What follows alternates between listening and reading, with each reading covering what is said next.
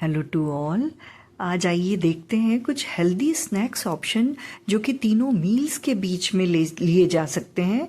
हम सभी लोग तीनों मेन मील्स तो बहुत अच्छे से प्लान और प्रिपेयर करते हैं, लेकिन बीच के स्नैक्स के प्लानिंग को हम नेग्लेक्ट करते हैं। इसीलिए हम ऐसी ये सब चीज़ें खाते हैं जो हेल्थ के लिए बहुत ख़राब होती हैं।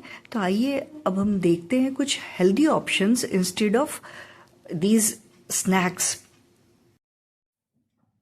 चलिए सबसे पहले बात करते हैं उस स्नैक आइटम की जो आजकल बहुत हाइप्ड है, या ये कह ले सारे सेलिब्रिटीज की पसंद है। ये तो क्या ये ऐसे ही उनकी पसंद है या सचमुच इसमें कुछ खासियत है? तो ये है मखाना, जिसका आप फॉक्स नट्स या लोटस सीड भी बोलते हैं। तो इसको मुझे याद है हम छोटे थे तो हमारी मम्मी ड्राई फ्रूट में गिनती थी इसको, और हमको भी ऐसा लगता था ये ड्राई फ्रूट है, जबकि ये कोई ड्राई फ्रूट नहीं है। ये लोटस प्लांट का, पानी में उगने वाले एक प्लांट का सीड होता है, जिसको बाद में निकाल के पफ किया जाता है। तो ये लोटस सीड है एक तरह से, जो पफ्ड लोटस सीड कहलाता है। तो ये जो मखाना है, ये देखने के लिए कि ये ऐसे ही हाइप्ड है या यूजफुल है, हम इसको कंपेयर करके देखते हैं और दूसरे समवॉट हेल्दियर ऑप्शंस जो कि दूसरे जंक फूड से बेटर ऑप्शन से, उनसे कंपेयर करते हैं।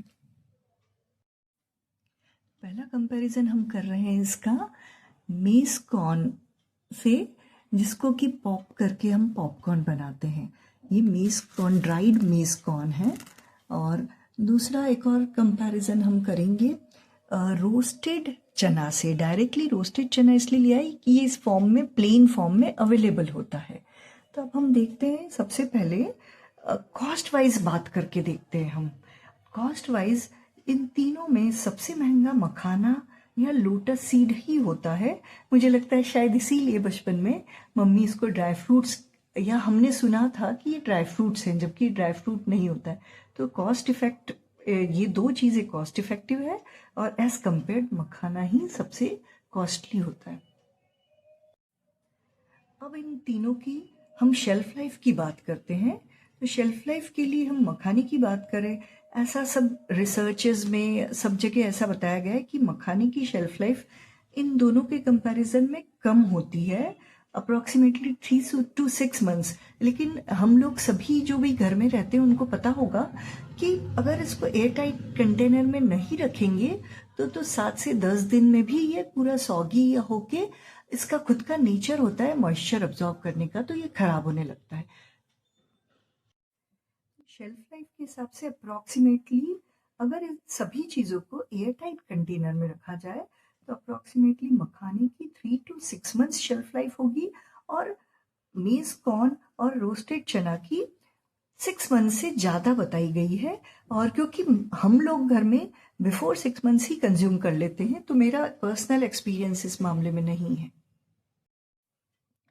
जब भी हम शेल्फ लाइफ की बात करते हैं तो हमें क्या सावधानी रखनी होती है इनको रखने में घर में? तो पहली चीज़ तो ये है कि एयर टाइट कंटेनर में रखिए इनको। दूसरी चीज़ ये है कि जब भी मखाना जो है अगर वो खराब होने लगेगा तो सबसे पहले वो सॉगी होगा, क्योंकि वो बहुत ज़्यादा मॉइस्चर एब्जॉर्ब करता है, वो नेचुरली मॉइस्चर एब्जॉर्बिंग होता है। इसलिए इन दोनों के कंपैरिजन में बहुत जल्दी मॉइस्चर एब्जॉर्ब करके सॉगी हो जाएगा, तो आपको समझ आने लगेगा कि ये हल्का सा सॉगी होके खराब होने लगा है। वहीं पे जब हम मेस कॉर्न की बात करते हैं तो ये ड्राई सीड्स तो वैसे तो काफ़ी लंबी शेल्फ लाइफ बोली गई है, लेकिन अगर इनमें किसी भी कारण से मॉइस्चर चला जाए तो हमें क्या देखना है, इनके टूटे हुए हिस्से नहीं होने चाहिए। जिसमें भी टूटा हुआ हिस्सा है बहुत जल्दी मॉइस्चर अब्जॉर्ब करके या बहुत जल्दी खराब होते हैं। और उसमें एक स्पेशल चीज़ याद रखनी कि इसका कभी भी मॉइस्चर खरा अब्जॉर्ब करेगा या टूटा हुआ हुआ दाने इसके, तो वो जो मॉइस्चर अब्जॉर्ब करके जो मोल्ड्स इसमें लगती हैं वो थोड़ी सी ज़्यादा एलर्जी या रिएक्शंस करती हैं। तो इसका कटे हुए दाने ध्यान देना है कि नहीं लेना है, और अवॉइड करें कोई भी चीज़ को लंबे टाइम तक यूज़ नहीं कर पा रहे हैं वो। जब हम कंपेयर करते हैं रोस्टेड चना को कैसे रखना है, तो डेफिनेटली एयर टाइट कंटेनर में तो रखना ही है। ये भी मॉइस्चर भी एब्जॉर्ब करता है, और ये और मक्का, इन दोनों में थोड़ा सा नेचुरल फैट होता है जो कि इसमें नहीं के बराबर होता है मखाने में। तो ये इनमें थोड़ी सी रेंसिड या ऑक्सीडेटिव स्मेल भी थोड़ी चेंज हो सकती है अगर ज़्यादा मॉइस्चर अब्जॉर्ब कर लिया तो ऑक्सीडेशन के कारण। और फैट इसमें क्योंकि नहीं होता तो वो स्मेल इसमें से नहीं आती है। और दूसरी चीज, मक्का या चने का आटा जो है उनकी शेल्फ लाइफ बहुत अलग है, उनकी बहुत ही कम शेल्फ लाइफ है, जबकि ये जो फॉर्म में है इनकी शेल्फ लाइफ बेटर है। फिर भी चने की भी शेल्फ लाइफ मक्के के ड्राई सीड से थोड़ी कम होगी, लेकिन मखाने से थोड़ी ज़्यादा होगी। तो अब कॉस्ट और शेल्फ लाइफ के हिसाब से तो मखाना इन दोनों से कॉस्टली है। हर हाल में डेफिनेटली ये दोनों मखाने से सस्ते रहेंगे, और शेल्फ लाइफ के हिसाब से भी मखाने की शेल्फ लाइफ इन दोनों के कंपैरिजन में थोड़ी कम रहेगी। अब बात करते हैं इनकी क्वालिटीज़ की, या थोड़ा बहुत जो भी मुझे जानकारी है न्यूट्रिशन के बारे में, तो उसमें मखाने की इन दोनों से कंपेयर करेंगे तो ये जो है ये पूरा कॉर्न या पूरा ग्रेन है, तो फाइबर कंटेंट इसमें अच्छा होता है और मखाने के कंपैरिजन में इसमें ज़्यादा होता है। और अगेन चने की बात करें फाइबर कंटेंट, तो इसका कंटेंट इन दोनों से ही ज़्यादा होता है। तो फाइबर्स के लिए फाइबर कंटेंट या जिनको कॉन्स्टिपेशन है उनके लिए ये नंबर 1 है, ये उसके बाद है। और इसमें बिल्कुल भी फाइबर कम होगा इनके कंपैरिजन में। फिर हम बात करते हैं इसकी क्या विशेष क्वालिटी है जिसके कारण ये इतना हाइप्ड है। अब उसकी बात करें तो वो है इसका ग्लाइसेमिक इंडेक्स। ग्लाइसेमिक इंडेक्स मखाने का जो लोटस सीड है उनका लो कैटेगरी में आता है, इसलिए ये डायबिटिक्स के लिए बहुत अच्छा माना जाता है। फैट नहीं के बराबर है। और जब ग्लाइसेमिक इंडेक्स कंपेयर करें, चने में जो रोस्टेड चना है उसको पहले बोला जाता था कि ये बहुत अच्छा खाना होता है क्योंकि इसका ग्लाइसेमिक इंडेक्स तो मखाने से भी कम होता है। तो मखाने को बहुत अच्छा स्नैक आइटम बोला जाता है डायबिटिक्स के लिए। अगर रोस्टेड चने को कंपेयर करें तो ये उससे भी कहीं बेहतर है। और क्योंकि ये चीप होता है तो ये बहुत ही अच्छा स्नैक आइटम होता है डायबिटिक्स के लिए, जिसका कि ग्लाइसेमिक इंडेक्स, या ये बोलें कि जो शुगर स्पाइक आती है खाने के बाद, वो मखाने में तो बहुत कम ही होती है या नहीं होती है शुगर स्पाइक।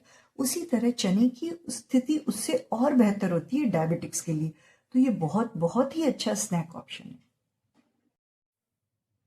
जब मेज कॉर्न के ग्लाइसेमिक इंडेक्स से कंपेयर करें तो सबसे कम चने का ग्लाइसेमिक इंडेक्स है, इसलिए बिल्कुल भी शुगर स्पाइक नहीं आती है। मखाने का अच्छी कैटेगरी में आता है, इसमें भी शुगर की स्पाइक कंजम्पशन के बाद नहीं आती है, तो डायबिटिक्स के लिए अच्छा है। यहाँ पे इसकी स्पाइक आती है, शुगर कंटेंट इसका जो है वो जल्दी शुगर बढ़ सकती है इसकी, तो ग्लाइसेमिक इंडेक्स लो कैटेगरी में नहीं आता है मेज कॉर्न। अगर हम प्रोटीन्स की बात करें और कंपेयर करें तो मखाने का प्रोटीन मेज कॉर्न के कंपैरिजन में अच्छा है, ज़्यादा है। इसमें सबसे कम प्रोटीन होता है, इसमें मेज कॉर्न से ज़्यादा होता है, लेकिन यहाँ पे भी जो हीरो है वो रोस्टेड चना ही है। इसका प्रोटीन इन दोनों से काफ़ी ज़्यादा होता है। तो प्रोटीन की कैटेगरी में माने तो ये वाला स्नैक दी बेस्ट है। अब बात करते हैं फैट कंटेंट की, तो इसमें मखाना सबसे आगे, इसमें बिल्कुल नहीं के बराबर फैट कंटेंट होता है। टोटली लगभग ये डिवॉइड ऑफ फैट होता है, और इसके कंपैरिजन में थोड़ा फैट कंटेंट इसमें ज़्यादा है। सबसे ज़्यादा फैट कंटेंट यहाँ पे भी इसमें चने में होता है, लेकिन इसमें ये हेल्दी फैट कंटेंट इसमें ज़्यादा होता है, और ये डाइजेस्ट थोड़ा स्लो होता है, तो एपेटाइट को बहुत देर तक जल्दी भूख नहीं लगती है और फुलर फीलिंग आती है कि स्टमक फुल है। तो उस हिसाब से ये कंपनसेशन है, और इसके फैट्स भी हेल्दी हैं। अब बात करते हैं वेट मैनेजमेंट जर्नी में कौन सा हेल्पफुल हो सकता है। तो सबसे पहली बात तो ये है कि हम इनके अलावा जो भी स्नैक्स हम बीच बीच में खाते हैं वो तो डेफिनेटली जंक फूड हैं, जैसे चिप्स और तले हुए पूरी तरह से डीप फ्राइड स्नैक्स जो बार बार मंच कर लेते हैं, उनके कंपैरिजन में तो ये तीनों ही हेल्दियर ऑप्शंस हैं। यहाँ पे मैं बोलूँगी क्योंकि फैट कंटेंट नहीं के बराबर है और इसमें बहुत हेल्दी चीज़ें हैं काफ़ी ज़्यादा, तो ये बहुत हेल्पफुल होता है बीच बीच में छोटी भूख लगती रहती है या क्रेविंग्स होती है, उसके लिए मखाना बहुत अच्छा माना गया है। और रही बात, अगर पोर्शन कंट्रोल किया जाए तो कैलोरीज इसमें सबसे ज़्यादा है, फिर भी इसको अगर पोर्शन कंट्रोल करके लिया जाए तो क्योंकि ये एपेटाइट जल्दी जल्दी भूख नहीं लगने देता है और फुल फील होता है और थोड़ा टाइम लेता है डाइजेस्ट होने के लिए, इसलिए पोर्शन कंट्रोल के साथ ये भी बहुत अच्छा है। यहाँ पे फिर से बात करते हैं, लीस्ट कैलोरीज इसमें होती है तो ये भी बहुत अच्छा है। लेकिन प्रॉब्लम क्या है, जितना भी मेज कॉर्न है उसका अवेलेबल पॉपकॉर्न जो है अगर हम मार्केट से खरीदते हैं तो डेफिनेटली प्रॉब्लम क्या है, ये नेचुरली जो कॉर्न है ये सबसे कम कैलोरीज वाला है, लेकिन ये क्यों उतना हेल्दी नहीं माना गया, क्योंकि इतना ज़्यादा बटर ऐड किया जाता है और दूसरी चीज़ें इसमें ऐड कर दी जाती है, तो इसकी जो नेचुरल प्रॉपर्टी है वो पूरी तरह से ढक जाती है। इसलिए अगर इसको यूज़ कर रहे हैं तो अगेन कम क्वांटिटी में यूज़ करें, यूटिलाइज करें और इसमें बहुत ज़्यादा बटर या दूसरी चीज़ें ऐड न करें। अगर डाइजेशन की बात करें तो ये जो मखाना है ये सेंसिटिव स्टमक वालों के लिए भी बहुत अच्छा है, क्योंकि ये आसानी से इन दोनों के कंपैरिजन में सबसे इजीली डाइजेस्ट मखाना होता है। अब बात करते हैं कंपैरिजन फॉर कोई भी साइड इफ़ेक्ट्स या नुकसान इनको इस्तेमाल करने से या खाने से। तो यहाँ पे अगर हम चने की बात करें तो एक ही चीज़ है इसमें कि कुछ लोगों को बेसन से एलर्जी या सेंसिटिव होते हैं, दूसरा जिनका जिनकी गट सेंसिटिव होती है उनको ये डाइजेस्ट नहीं होता है और इतनी कोई खास साइड इफ़ेक्ट्स नहीं है। हाँ, जब इसको बना रहे होते हैं तो ये वो उतने आसानी से च्यू नहीं होता है, तो इसको बनाते वक्त या कुछ लोग खाने में बोलते हैं कि ये दांत में लगता है। दूसरा, अगर हम मखाने की बात करते हैं तो इसका कुछ भी ऐसा नोटिसेबल साइड इफ़ेक्ट या नुकसान नहीं पता चला है। और इन सब चीज़ों में एक ही चीज़ ध्यान रखना है कि पोर्शंस कंट्रोल करें तो शायद इसका भी कोई साइड इफ़ेक्ट नहीं होगा, और मखाना लार्ज वॉल्यूम में भी साइड इफ़ेक्ट्स नहीं है इसके। जब भी मेज़ की बात करें तो पोर्शन ज़रूर कंट्रोल करें और पुराना कॉर्न इस्तेमाल नहीं करें, और पोर्शन जरूर इसका कंट्रोल करें। और एक ही दिन में लगातार, जिनको भुट्टा मक्का बहुत पसंद है वो सेम मक्के की बहुत सारी डिशेस एक ही दिन में खाने की बजाय कंबाइन करें बाकी फूड आइटम्स के साथ।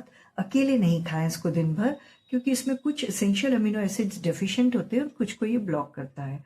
तो अगर पोर्शन कंट्रोल कर रहे हैं तो ये दोनों भी कोई खास विशेष साइड इफ़ेक्ट्स नहीं है, सिर्फ जिन लोगों को एलर्जी है उनके लिए तकलीफ होगी, अदरवाइज कुछ विशेष नुकसान नहीं है। अब हम देखते हैं इन तीनों की सबसे आसान और मोस्ट कॉमनली जो स्नैक्स बनाया जा सके ऐसी रेसिपी क्या कर सकते हो आप। तो मैं सबसे पहले मखानी का बताऊंगी। इसको आप ड्राई रोस्ट कर सकते हैं और साथ में नमक और थोड़ा सा काली मिर्च डाल लें। ड्राई रोस्ट करते वक्त इसको लगातार हिलाते रहना है, जब भी नॉन स्टिक कढ़ाई में भी रखें तब भी, क्योंकि ये बहुत जल्दी जल सकता है, तो ये विशेष ध्यान रखें। और अगर बच्चों के लिए है तो इसको हल्का सा 1 चम्मच घी में नमक काली मिर्च डाल के उसको मसाले को मिला के फिर ये डालें। बात करते हैं मक्का की, तो इसमें विशेष ध्यान रखें कि इसमें बहुत थोड़ा सा तेल डाल के, नमक हल्दी डाल के इसको आप पॉप कर लें। इसको प्रेशर कुकर में भी बहुत अच्छे से पॉप हो जाता है, पूरा ढक्कन बंद किए बिना हल्का सा अड़ा के हाथ में लेके और कुकर को हिला हिला के इसको पॉप करते हैं। अगर हम रोस्टेड चने की बात करें तो इसको सीधे भी खा सकते हैं, छोटे बच्चों को गुड़ के साथ चना देते, गुड़ चना भी दे सकते हैं, और इसकी बहुत टेस्टी भेल बनती है। इसमें सारे सलाद बारीक बारीक वेजिटेबल्स काट के, नमक चाट मसाला डाल के बहुत अच्छे से रोस्टेड चने की भेल बनती है, वो बना के खाएं। तो ये मोस्ट कॉमन स्नैक्स है जिनको आप आसानी से गिल्ट फ्री होके मंच कर सकते हैं दिन के बीच में भी।